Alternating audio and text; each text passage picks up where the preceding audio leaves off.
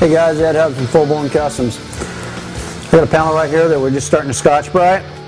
Now these are some of the 3D paintable designs that we do. Now we've already did a painting on one of our guitars. We did it in another video. Here's actually what you'll be getting when you buy one of these. This is a guitar. It's a two-piece guitar. It's made out of ABS plastic. It's all 3D paintables. Here's a guitar that we actually did. Randy, my partner, has already airbrushed on this one. If you listen real close, you can see everything's already airbrushed on it. You can see how realistic it looks. You can get crazy on this. All the wood grains painted on it, the strings, everything.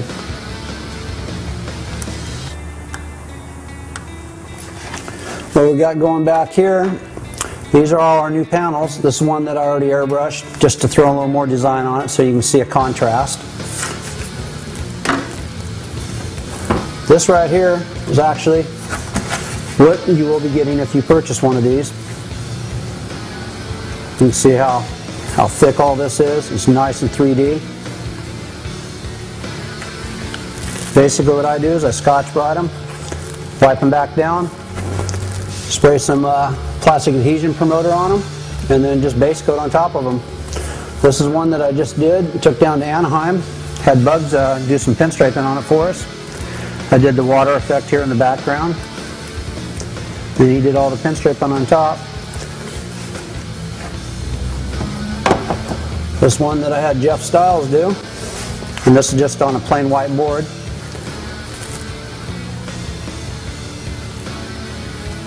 You can go back in and airbrush everything. You can airbrush all the skulls. There's all kinds of designs you can do. We're going to go ahead and sand this one right here. I'm going to tape out a design. I'm going to show you how to do beveled edge. I'm going to do kind of a tribal graphic, and then I'm going to show you just using black, white, blue, and a little bit of gray, and show you how to do a beveled edge. Let's get going. This one here I've already painted black, and it's got base coat on it, and I'm just going around scuffing it up. I've had it sitting around the shop for a little while, so it's got a little bit of debris on it. But when you purchase these, they're actually going to come pure white. This is the only color you're going to be able to get them in. When you get them, take a piece of gray Scotch Brite, just go around all your edges, scuff it all up really nice, and from that point you're going to blow it off, wipe down some wax and grease remover, take it in your booth, spray some plastic adhesion promoter on it. Doesn't matter what brand you use, just to get an adhesion promoter on it because it is ABS plastic. And then from that point, let it dry up, spray your base coat on, and then start doing all your designs. Just going to do a real basic layout. And try to keep it fairly big so you can see what we got going here.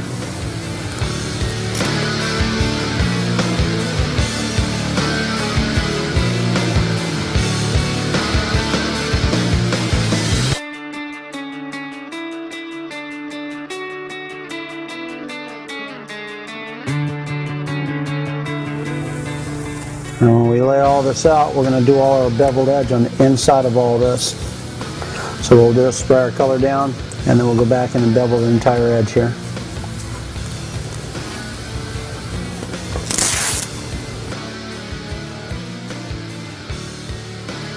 The blue tape here that we use is called Blue Fine Line. I use 1/8 inch. It cuts a nice crisp line. It's easy to lay out with. You can cut tight corners with it. When you unmask it, it keeps a nice clean line on all your artwork. I'm just outlining it right now.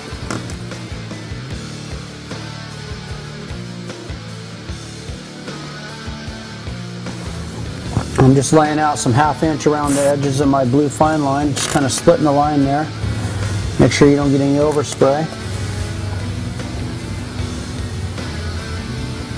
We've already laid out our blue fine line. I just went around it with 1/2 inch tape just to hold down the edges. Now I'm going to use transfer tape.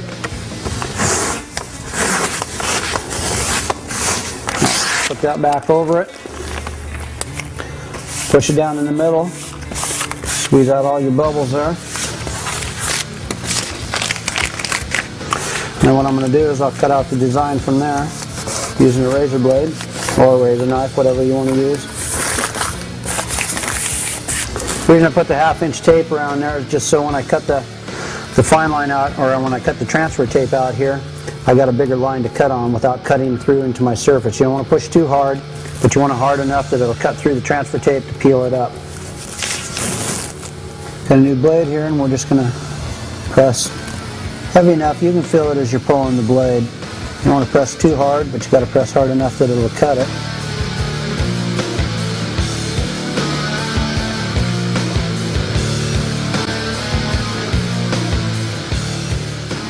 The reason I put 1/2 inch down over the 1/8 inch tape, it's just easier to see and cut.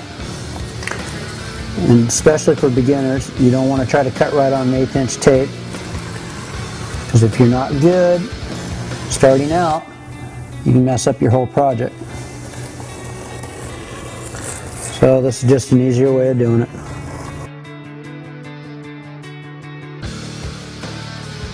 Now just peel out the center.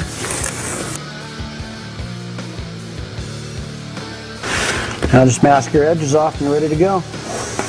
We just sprayed a white down, now I'm just spraying a bright lime green base over it.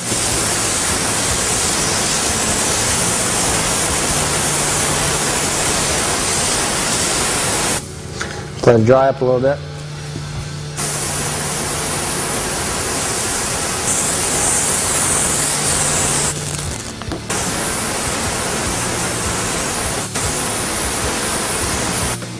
Color's all dried. I'm going to start out with the 1/8 inch fine line again. Start right in the point. I'm going to start out tight, and then we're going to get a little bit fatter out in the center, and then go right back down to the point again. Okay, and I'm just going to take some 3/4 inch tape. Just run it along the edge there. Split the color, or the fine line. We got this laid out. I'm going to turn this way so we can kind of see what we got going. This is the top part of the board. This is where all the skulls are. Our light source is going to be coming from the top. So I'm going to start spraying this here. I'll use light gray, and we'll use a little bit of blue through here. But the whiter part will be at the top, and the darker part will be at the bottom. Starting out with a gray mixture. Just lightly spray it in there. Be careful not to go back over your tape line there.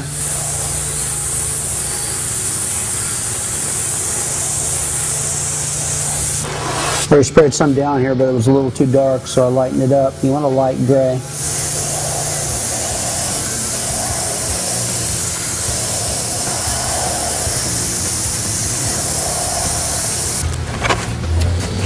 Remember, light source is from here, so we'll use a little bit of white here.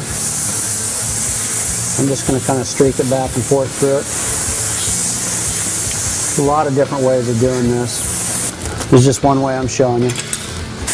Now we got a sky blue mixture made up. I'm just going to lightly spray that in there. I'm just going to give this kind of a chrome steel look. And the streaks, basically, what they're representing is just highlights and reflections. Now we'll go back in with a little bit of black.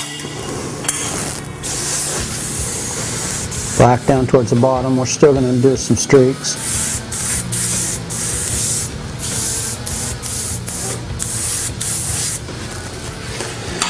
Now we'll go back with our white and really brighten it up.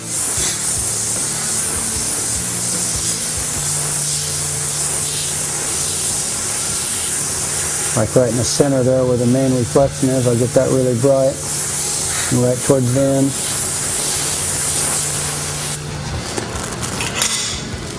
Now I'll unmask it here so you can see what we got.